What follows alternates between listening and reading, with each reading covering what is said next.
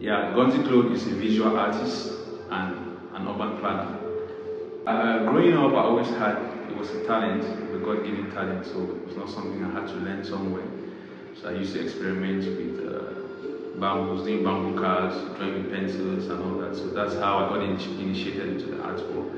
Professionally, it was later on that I started playing with oil painting, professional cake paintings, and here we are at my first solo exhibition at the National Museum of Cameroon, Memory and Imagination.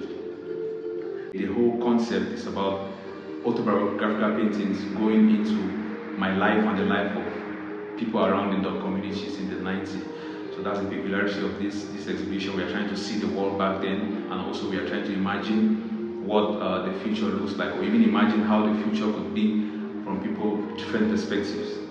The world of painting is vast, and with the changes in the technologies nowadays, art is no longer maybe what we used to have back in the days. But I think my peculiarity is my originality. I try to communicate, I try to tell my story, and I think that's what is important. Everybody has their stories, and in me sharing my stories through my paintings, I hope to motivate others also to share their stories. It might not be through paintings, it might be through writing, it might be through songs and or whatnot. We have these particular exhibitions, Memory and Imaginations, we have a lot of paintings, but here, this one's Unity in Diversity. So here I'm trying to look at how the possibilities of, or the joy of living together with people with different strengths. And I'm a Christian, so I use the analogy of the Trinity. You have three persons in one God, and Cameroonians, we have three, each person comes with their own strengths, and it's not like one is trying to replace the other, but they're coming together to bring, and if we can fight for unity, you see the spirit of war, and we have the torchlight, you have the unification monument. So basically that's what this particular painting is talking about. I want to thank the Minister of Arts and Culture in a very special way for his patronage.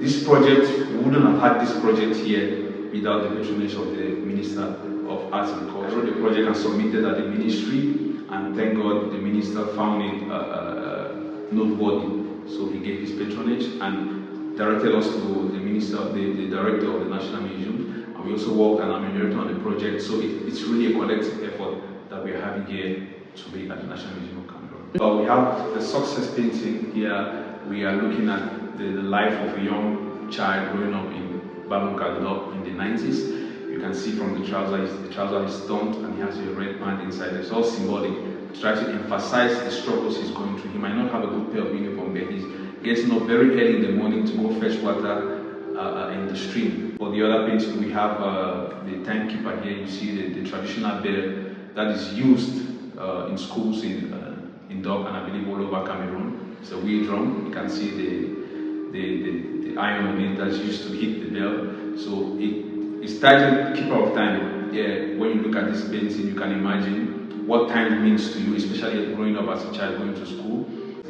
Here we have this other one which is called Jangi of the Land. Basically, you see a mother going to the farm with the boy child carrying through empty gardens. For those who grew up in Ndop, you know that most at the next shift, they will choose another person and go. So that's why it's called Jangi of the Land.